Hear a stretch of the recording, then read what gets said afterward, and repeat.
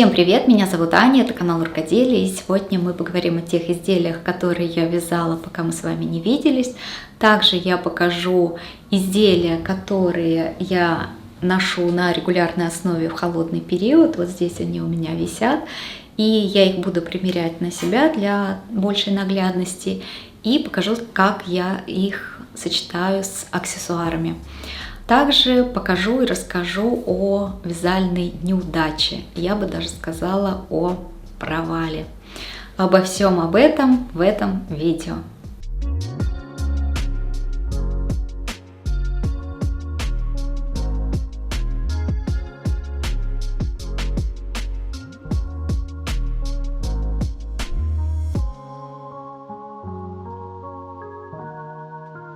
Приветствую вас, и в этом включении я хочу рассказать о том, что на моем канале вышел бесплатный мастер-класс по вязанию вот таких ажурных манжет, которые прекрасно дополняют почти что любой образ, например, с простыми базовыми вязаными изделиями, с жакетами, с тренчами, с платьями, рубашками из плотной ткани. Прекрасно будет смотреться, деликатно выглядывая вот так из-под рукавов. Сами манжеты вяжутся и спицами, и крючком.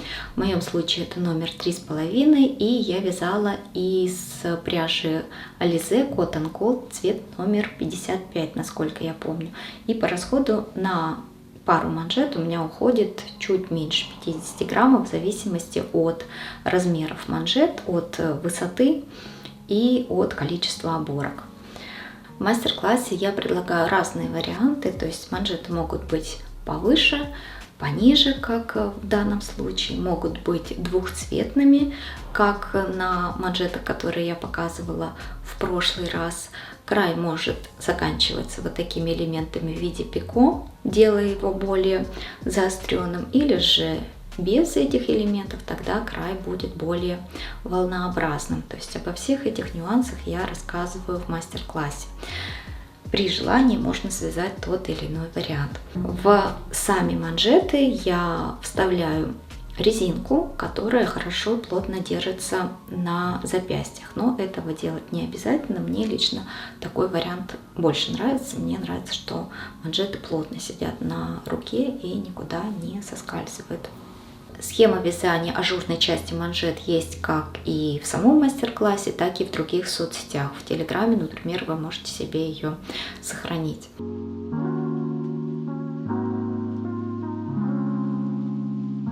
Из оставшейся пряжи от вязания манжет я связала вот такой воротничок. На него ушло меньше 30 граммов пряжи.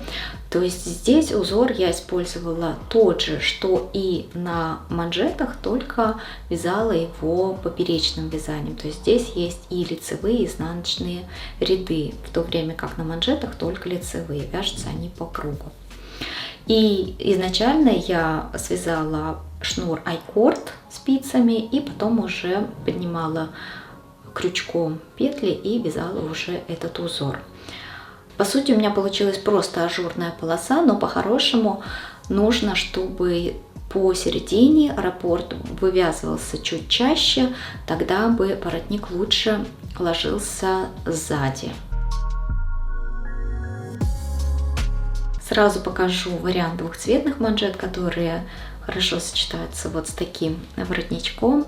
Они связаны из другой пряжи, пряжа Jumanji от бренда Aura Yarns. И здесь в составе хлопок и древесное волокно, и они хорошо держат форму. Мне тоже очень нравится такой вариант. И обычно я ношу с коричневыми брюками, например, с бежевой или коричневой сумкой. В целом образ выглядит очень даже симпатично. И давайте сразу сегодня я буду рассказывать о вязаных изделиях, которые на мне сейчас. Это джемпер по описанию Маргариты Тереховой «Уютный Мураками», джемпер с японским плечом. Я его вязала из бобинной пряжи уже несколько лет назад, и эта пряжа альпаковый шнурок, но с эффектом фламе, то есть сама нить была с небольшими утолщениями, соответственно и полотно тоже имеет такую интересную фактуру. Саму пряжу я приобретала настолько давно, что в то время еще продавцы часто не указывали не то что производителя, но и название пряжи. Часто эти бобины преподносились как итальянский сток с определенным составом. Здесь в составе я точно знаю, что порядка 70% альпака, 20% полиамид, судя по всему, и 10% меринос. Ну, примерно, условно так. По названию, насколько я помню, это альпака фламе. Так, по крайней мере, преподносилась продавцом этой пряжи. Мне нравится эта пряжа, я вообще люблю очень альпаковые шнурки и часто их использую в своих изделиях.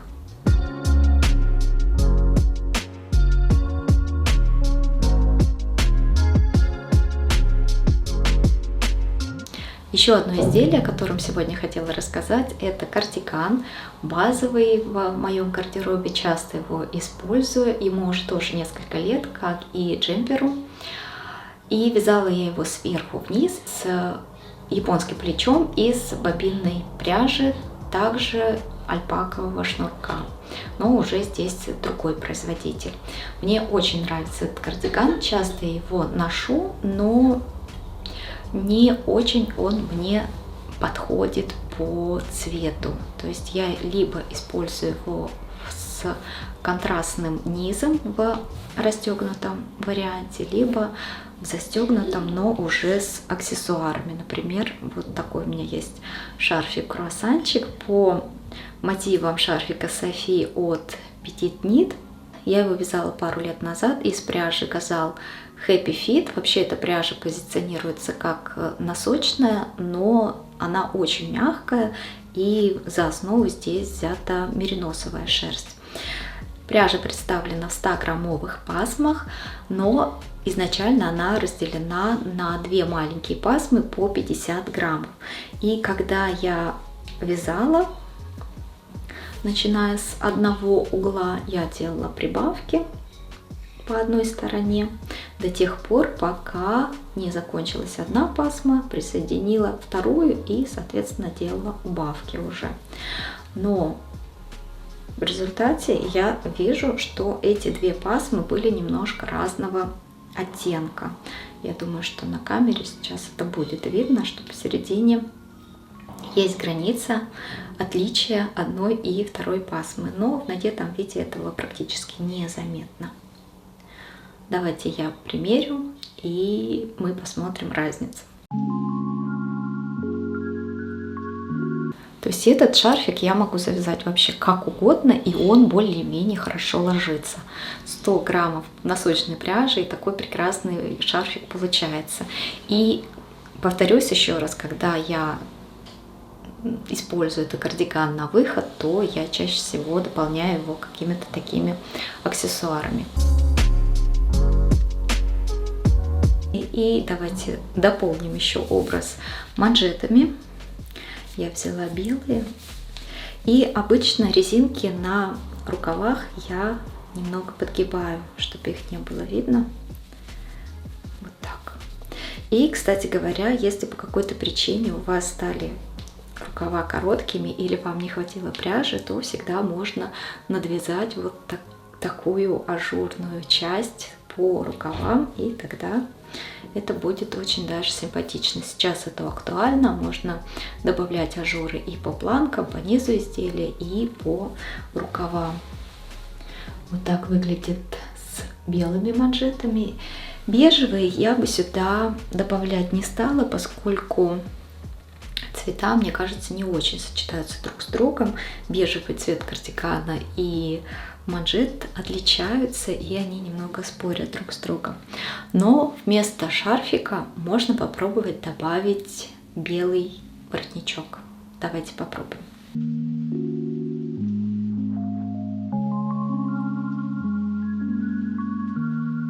Еще один джемпер, о котором хотелось бы рассказать сегодня, это такой тонкий, легкий, свободный джемпер. Вязала его по описанию «Розмарин» от автора Татьяны Хупавко. И вязала я его из бобинной пряжи. Здесь меринос, кашемир и шелк в составе. Очень мне нравится, очень приятный, часто его ношу. Широкая горловина здесь позволяет носить с рубашками или блузами. Так воротничок деликатно выглядывает. И также дополняю манжетами, в данном случае белого цвета. И такой джемпер чаще всего я ношу куда-то на выход, поскольку он тоненький и не очень сильно греет. А вот изделия, которые я показывала ранее, кардиган и джемпер, я очень часто использую дома, потому что дома есть необходимость в очень теплых вещах, потому что у нас нет отопления, например, и зимой действительно холодно, и нужны прямо действительно теплые вещи. В данном случае альпаковые вещи оказываются гораздо теплее, чем такие тоненькие легкие джемперочки. Также этот джемпер мне нравится дополнять вот этим шарфиком, круассанчиком. Давайте сейчас примерю и посмотрим, как это будет выглядеть. Шарф, конечно, можно по-разному завязывать, но чаще я именно такой способ избираю. Итак, в сочетании с белыми манжетами. Также можно попробовать и бежевые. Сейчас надену их и продемонстрирую вам. Например, вот так. Можно также резинку здесь немного подогнуть при желании. Можно этого не делать. Мне кажется, так получается более повседневный образ, но тоже довольно симпатично.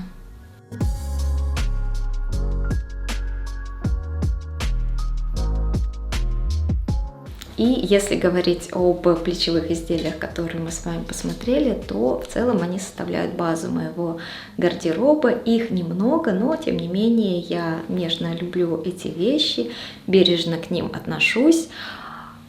Стираю вручную исключительно, сушу горизонтально на полотенце, и хранятся они у меня в сложенном виде в шкафу. Вещей немного. Наверное, когда я предлагала вам посмотреть на мой шерстяной гардероб, вы представляли какое-то большое количество изделий, но реальность такова, что мы переехали сюда год назад из другой страны, и невозможно все вещи накопленные увезти с собой. И гардероб – это первое, что пересматривается при переезде, по крайней мере в нашем случае. Есть довольно много других ценных, важных, значимых вещей, которые хочется действительно увезти с собой. И часть изделий вязаных была просто отдана на благотворительность. Они тоже были в хорошем состоянии, да, они были в носке уже, но в хорошем состоянии. Я надеюсь, что сейчас эти изделия кого-то согревают. Давайте вернемся к тем вещам, которые все же сохранились в моем гардеробе. Они прекрасны, базовые, подходят ко многим моим вещам. Их можно прекрасно дополнять аксессуарами, как мы с вами посмотрели. Но, тем не менее, мне хотелось создать что-то более яркое, красочное. И давайте с вами посмотрим те кадры, которые были сняты до, и вернемся сюда, и я расскажу, что в итоге получилось. Я начинаю новый проект, приготовила эти мотки пряжи. Это Газал Альпака Air из моих давних запасов в цвете, назовем его коричневый меланж, цвет номер 76. И состав 28% полиамида, 14 мериноса, 58 бэйби альпака. Таких у меня всего 4 мотка. Та же пряжа, цвет номер 72, такой серо-бежевый, я бы сказала. Таких у меня 2 мотка. Drops Air, немного другой состав здесь, 60% альпака, 28% полиамид, 7% шерсть. Неоднородный цвет, много оттенков здесь намешано, но для меня он больше красный. Цвет номер 13. 2 мотка таких. И еще один цвет номер 19, скорее сине-зеленый. Тоже есть 2 мотка. Всего 4 цвета я планирую использовать в одном изделии. Если сравнивать сами нити, то у Drops нить более пушистая, форсистая, а у Газал более гладкая. Но насколько я знаю, что у дров в зависимости от цвета нити также различаются между собой. Планирую вязать из этих мотков что-то жаккардом. Сейчас будет такое супер домашнее подключение. Я в процессе вязания кардигана из той пряжи, которую я показывала, и у меня возникло сейчас сомнение относительно дальнейших действий. И я поставила камеру чуть пониже, чтобы мы в полной мере смогли рассмотреть сам кардиган. И вот что у меня сейчас получается. Это кардиган с круглой кокеткой. Чуть позже я расскажу относительно схемы и так далее. Но сейчас мне важно сосредоточиться на обработках. То есть сейчас мне нужно довязать низ изделия, нужно связать планку для пуговиц и горловину. Но у меня не так много пряжи осталось. Вот этой основной коричневой у меня осталось всего лишь 20 граммов, а вот этой зеленой чуть больше половины мотка. У меня есть, конечно, и другие остатки. Вот этого очень много осталось. И вот этого тоже больше одного мотка. Но эти цвета я не хочу использовать. Хочу сосредоточиться именно на этих двух цветах. Только здесь вопрос состоит в комбинации их. И первый вариант у меня состоит в том, что низ я обработаю так же, как манжеты. То есть здесь небольшой элемент жаккардовый плюс резинка 1 на 1 зеленого цвета. То есть по низу может быть точно так же. Планка и горловина тоже зеленого цвета. Но боюсь, что мне не хватит того количества, которое у меня осталось. Второй вариант состоит в том, что низ я также обрабатываю, как на рукавах. Горловина также зеленого цвета, а вот планки можно вывязать вот этим коричневым. Тоже, мне кажется, неплохо получится. Или третий вариант, низ изделия я продолжу вязать коричневым цветом, то есть провяжу еще несколько сантиметров лицевой глади и резинку также выполню этим цветом, а вот планку и горловину сделаю уже зеленым. Именно зеленый я хочу использовать для горловины. У лица, мне кажется, это наиболее комплементарный цвет из тех цветов, что я использовала в кардигане. А поскольку я не так часто использую декоративную косметику, то мне важно, чтобы цвета у лица были более или менее мне комплементарные. Напишите, пожалуйста, какой вариант вы бы использовали из предложенных мной, а может быть, предложите свой какой-то вариант обработки. И, скорее всего, в этом видео вы уже увидите тот вариант, на котором остановилась я, но, тем не менее, мне бы интересно было послушать ваше мнение. Еще одно промежуточное подключение. Резинку я сделала коричневым цветом. Выглядит неплохо, но я буду распускать и перевязывать, используя другой вариант. Я надеюсь, что вы уже поделились своим мнением относительно того, как бы вы оформили планки и резинки. Это мог бы быть полностью зеленый вариант. Можно планки оформить коричневым цветом, а резинки у горловины и низа изделия сделать зеленым. Или же третий вариант, когда горловина и планки зеленые, а низ изделия коричневой резинкой. От этого третьего варианта я уже отказалась и чуть позже расскажу почему.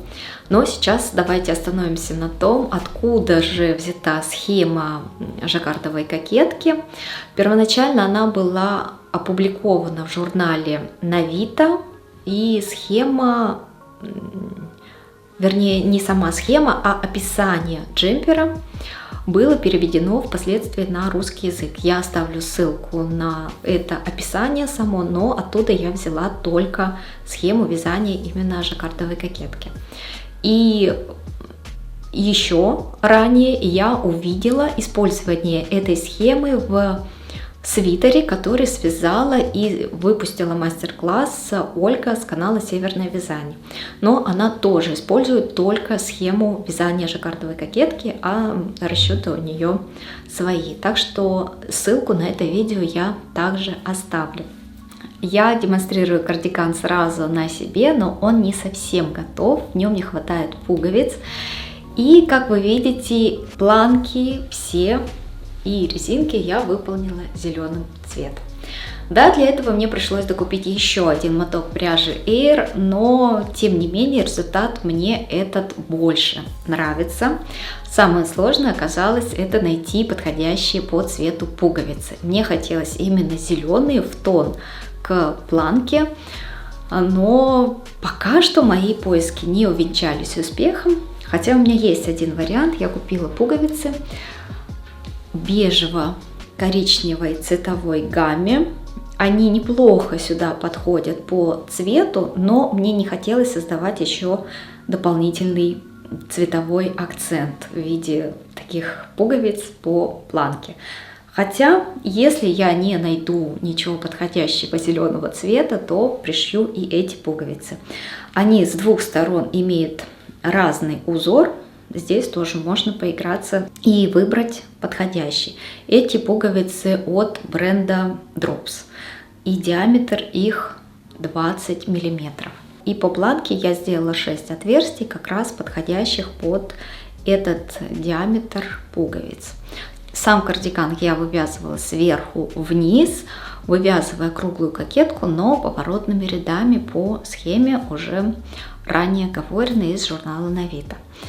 В самой кокетке здесь в основном 3 цвета, только в последних нескольких рядах я уже ввела 4-й основной коричневый цвет, чтобы был плавный переход к полотну. После вывязывания кокетки я сделала азиатский росток, то есть укороченными рядами по рукавам вывязала, нарастила полотно по спинке и рукавам. Очень мне понравилось, как это выглядит. Впервые я вообще вязала круглую кокетку сверху, да еще и поворотными рядами. Впервые вывязывала азиатский росток, но в результате мне очень нравится, как получилось. Все аккуратно. Ну, здесь еще роль сыграла, конечно, пряжа. Пряжа такая пушистая, ворсистая, какие-то недочеты она очень даже нивелирует. Далее я отделила рукава и вязала вниз полочки и спинку одновременно коричневым цветом. И дойдя до определенного этапа, я остановилась и перешла к вязанию рукавов. С рукавами у меня здесь трудностей не возникло. Я решила, что здесь будет точно жаккард, повторяющий элементы жаккарда на кокетке. Только здесь я уже делала вместо прибавок убавки к резинке и саму резинку сделала зеленым цветом. Этот же элемент я перенесла и на низ изделия, но вязала уже без убавок, чтобы не было лишнего заужения к низу, и также вывязала резинку 1 на 1. Далее я приступила к вязанию планок. Они связаны поперек лицевой гладью, и планки полые, то есть я их пришивала еще потом с изнаночной стороны. И после всего вывязана горловина, она также двойная, и здесь также есть отверстие для пуговицы. Оно получается вертикальное, а по планке отверстия получаются, соответственно, горизонтальные. Я так подробно останавливаюсь на этом кардигане в надежде на то, что кому-то мой рассказ может оказаться полезным. Об этих изделиях я упомянула лишь вскользь, поскольку ранее в других видео о них также более подробно рассказывала. Ссылки на эти видео я оставлю внизу под видео. Этот кардиган в итоге мне очень нравится, он очень уютный, очень теплый, и как раз это то, что нужно для испанской зимы, как бы это странно ни звучало. Но для дома, для уюта самое необходимое. И мне нравится, что здесь кокетка получается двойная за счет переплетения нитей. И это очень, конечно, тепло, очень комфортно. Это не единственное изделие, над которым я работала.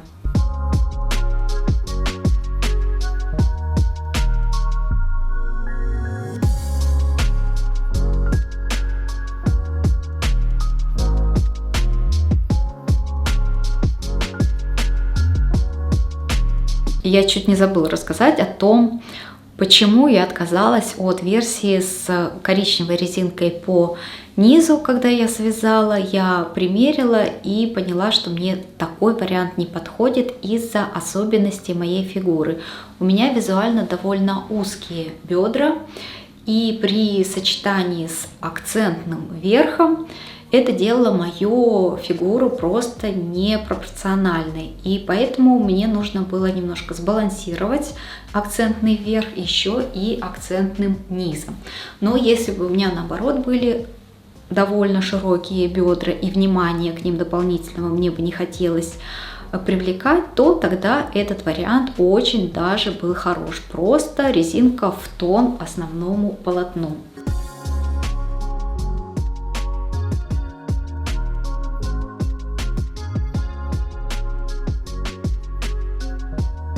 Какое-то время назад, а именно почти 2 года, я связала для своего супруга джемпер полностью жаккардом, но он оказался слишком большим. Он был связан из кардной пряжи, но необходимой усадки не произошло на ту, которую я рассчитывала, по крайней мере. И долгое время этот джемпер лежал, не был в использовании. Я показывала его ранее в одном из своих видео, также оставлю ссылку. И он был настолько большим, что у меня нет ни одной фотографии, где бы он помещался полностью. Я вставлю сейчас хоть какие-то, которые у меня еще остались, сохранились, чтобы вы понимали, о чем сейчас идет речь. Я взяла его на переработку. Для этого мне нужно было распустить почти пол джемпера сверху вниз до пройм и немножко его укоротить, потому что вязала я его снизу вверх, получается, там и проймы были достаточно глубокие, и ширина плечевого шва тоже слишком была большая, поэтому пол джемпера мне пришлось распустить.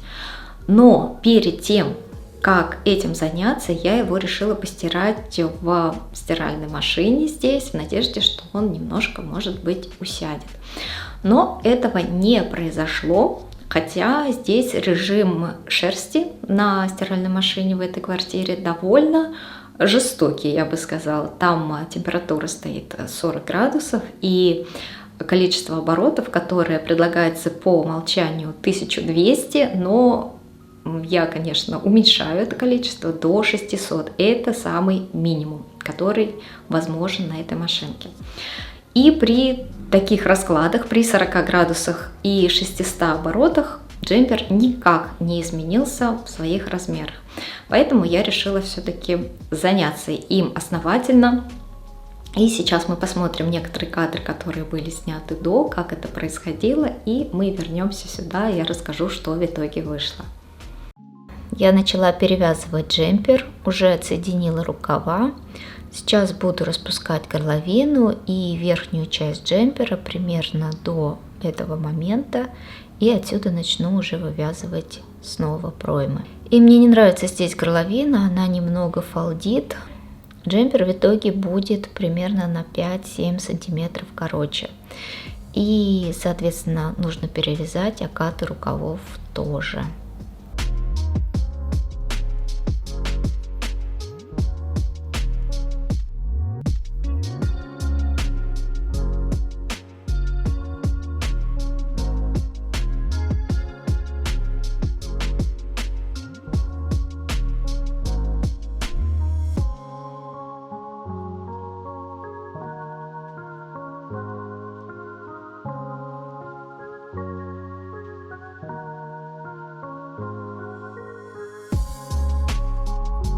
Такое количество маленьких моточков получилось. Теперь петли надену на спицы и начну уже вязать вверх поворотными рядами, вывязывая верхнюю часть переда и спинки по отдельности, формируя проймы, а затем и горловину. Никаких дополнительных приспособлений я не использую для вязания жаккарда, и вяжу я в основном сидя за столом, особенно если изделие требует повышенного внимания. А параллельно я могу слушать аудиокниги или включить фоном YouTube. А вот фильмы и сериалы под вязание я смотрю редко.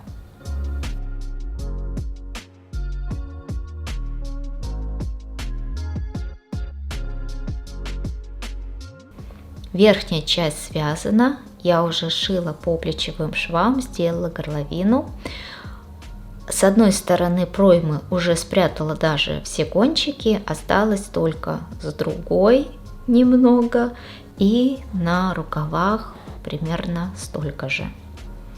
Потом пришью рукава и постираю уже готовое изделие. Но посмотрите, как красиво выглядит изнанка с небольшими протяжками, мне очень нравится.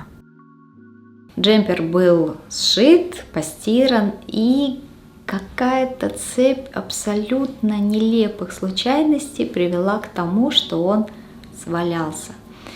Это было очень неприятно, поскольку я уделила ему довольно много времени, несколько недель.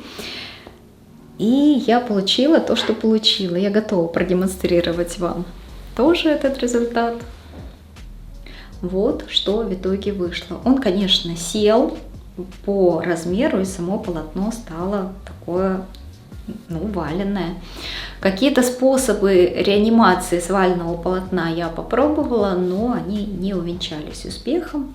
Муж, конечно, увидев этот джемпер в готовом виде, очень обрадовался, надел его и сказал, что ему все нравится, и он будет носить так. Но, конечно, он маленький, он теплый получился, и это то, что нужно, поскольку муж работает дома, много времени проводит дома и тоже очень мерзнет, мне хотелось для него связать какое-то теплое шерстяное изделие, но не в этот раз. Я предприняла очередную попытку связать для мужа джемпер. Вот что у меня пока получается. Это процесс, над которым я сейчас работаю. Джемпер я вяжу японским плечом в этот раз, сверху вниз. И здесь я использую ту пряжу, которая у меня осталась от вязания кардигана, вот эту красную, чуть больше одного мотка у меня осталось.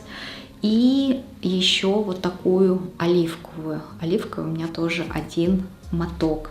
И я надеюсь, что того расстояния, что я оставила между цветными полосами, хватит на то, чтобы вывязать эти два мотка и больше ничего не докупать.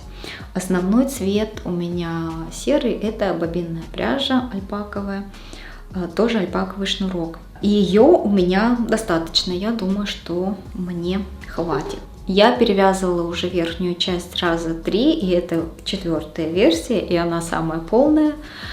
Я надеюсь, что мне хватит пряжи, и мне не придется ничего распускать, чтобы увеличивать вот это расстояние между полосами. Хотя вязать для мужа это очень-очень сложное дело. И дело тут не только в размере, но почему-то для мужа вот как-то очень туго идет процессы, очень много я распускаю, перевязываю, и в итоге вот получаются либо сваленные вещи, либо еще что-нибудь, либо я над ними очень-очень долго работаю. Надеюсь, что этот процесс завершится успешно, удачно. Логичнее было бы связать полностью этот джемпер, а потом снимать это видео, но я боюсь, что тогда видео выйдет к лету, а кому это будет потом интересно. Еще, помимо свитеров, для дома мы, конечно, используем теплые шерстяные носки в большом количестве, поскольку они нужны и для того, чтобы ходить по дому, и для сна. На улице мы носки шерстяные не используем, здесь нет необходимости.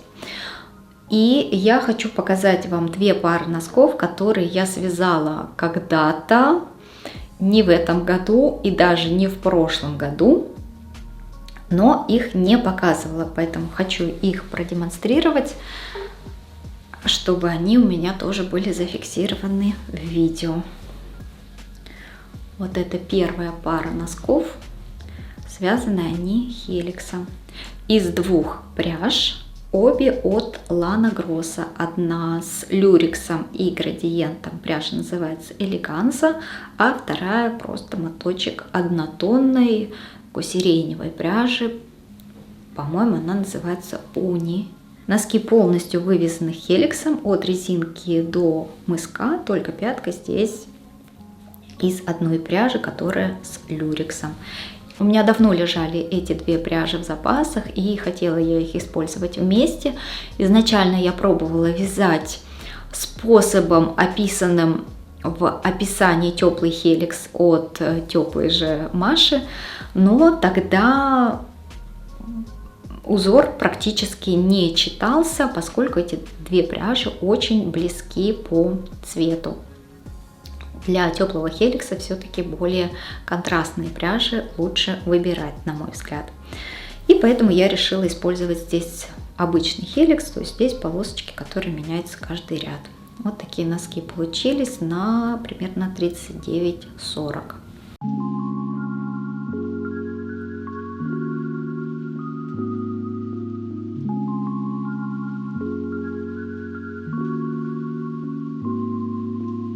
Еще одни носки, вот такие, связанные они из пряжи Lines to North Infinity, и цвет, по-моему, номер 17. Вязала сверху от резинки к мыску.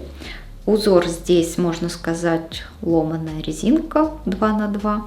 Может быть, есть какое-то другое название у этого узора, подскажите, пожалуйста. И узор переходит в пятку, по бокам делаются прибавки, и далее вывязывается уже стопа. Сама эта расцветка, где-то я увидела или услышала, что напоминает Хогвартс, Гриффиндор и саму вот эту вселенную Гарри Поттера, с чем я, в общем-то, согласна, хотя производитель так не заявляет. И эти мотки по 100 грамм, и они разделены посередине белой полосой нити для того, чтобы вязать последовательно один носок за другим, и они получаются одинаковыми. Но я хотела вывязать носок, честно говоря, побольше, но мне хватило вот только на размер 39-40 примерно. И изначально я хотела, чтобы полосы были по всему паголинку, но у меня стопа тогда получалась очень короткой. То есть если на маленький размер какой-то вязать, на меньшее количество петель, то, наверное, это удастся сделать. Но в моем случае, я не помню, сколько я здесь набирала, может быть 72 петли. У меня получилось так, что полосы переходят и на подъем стопы тоже. Тем не менее, носки получились очень даже классные, здоровские. Все показала вам, теперь могу отдавать, чтобы люди носили.